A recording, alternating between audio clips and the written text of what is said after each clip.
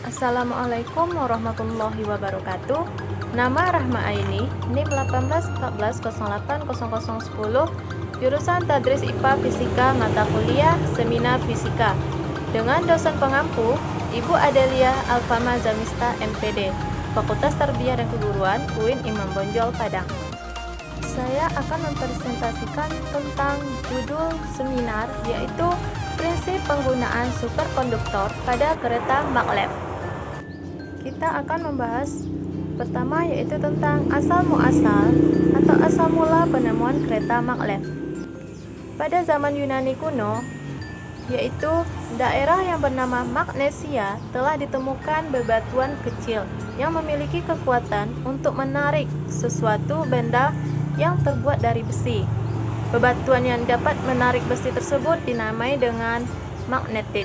Sejak saat itu, manusia mulai berlomba-lomba untuk mengetahui sifat-sifat, fungsi, dan penggunaan magnet dalam kehidupan masyarakat.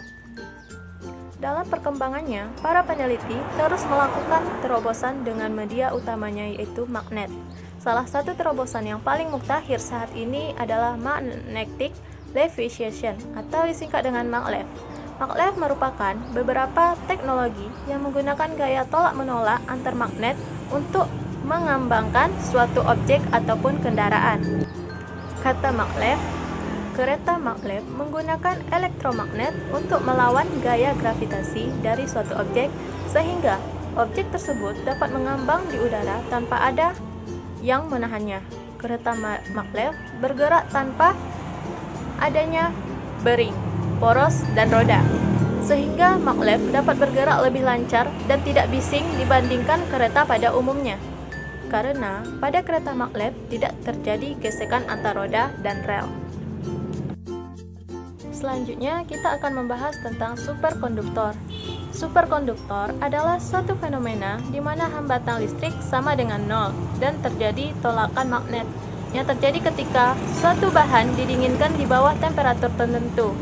Sebagaimana diketahui, apabila suatu konduktor digerakkan dalam medan magnet, suatu arus induksi akan mengalir dalam konduktor tersebut. Prinsip inilah kemudian diterapkan dalam generator.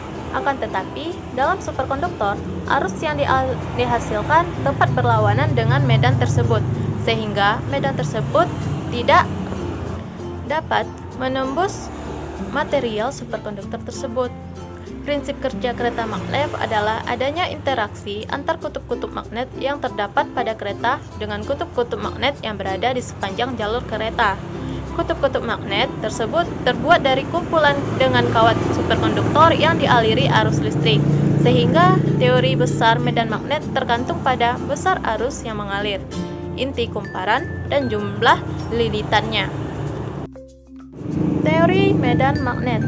Medan magnet adalah ruangan di sekitar magnet yang gaya tarik atau tolaknya masih dirasakan oleh magnet lain. Medan magnet pada umumnya mengitari bagian-bagian kutub magnet. Medan magnet terdiri dari garis-garis flux imajiner yang berasal dari partikel bermuatan listrik yang bergerak atau berputar. Contohnya partikel proton yang berputar dan pergerakan elektron yang mengalir pada kawat dalam bentuk sirkuit elektronik. Bagian-bagian magnet. Yang pertama, kutub magnet. Bagian magnet yang mempunyai gaya tarik terbesar disebut dengan kutub magnet. Magnet selalu mempunyai dua kutub.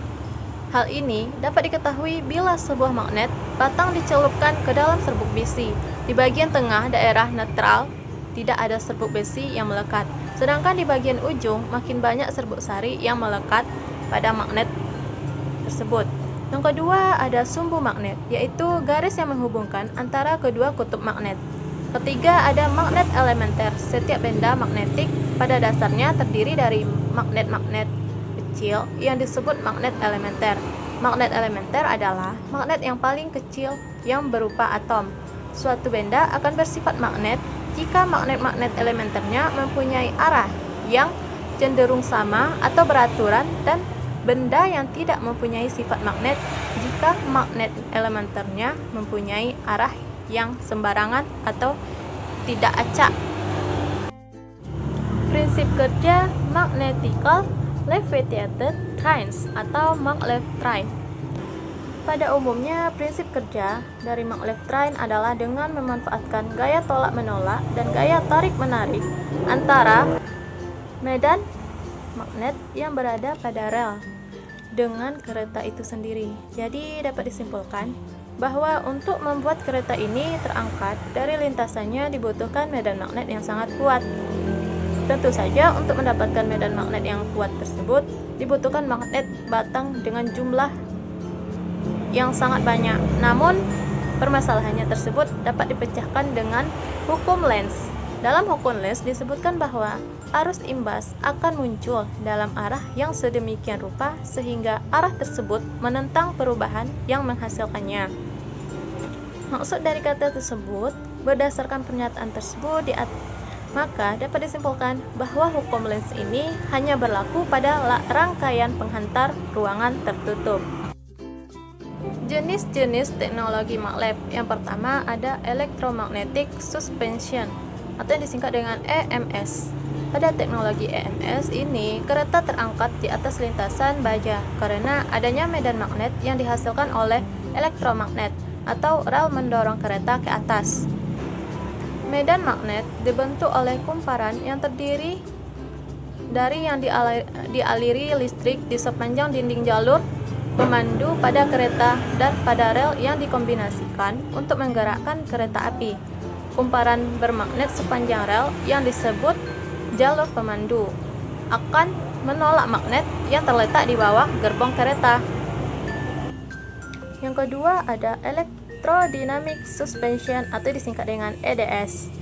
Pada sistem EDS, baik pada lintasan rel dan kereta terdapat medan magnet. Kereta terangkat oleh gaya tolak antara kedua gaya magnet tersebut. Medan magnet pada kereta dihasilkan oleh elektromagnet atau oleh magnet permanen. Gaya tolak pada lintasan dihasilkan oleh induksi medan magnet pada kumparan yang terdapat pada dinding lintasan. Yang ketiga ada inductrack. Inductrack merupakan jenis baru dari jenis EDS yang menggunakan magnet permanen pada suhu kamar untuk menghasilkan medan magnet daripada menggunakan elektromagnet atau elektromagnet superkonduksi yang dingin.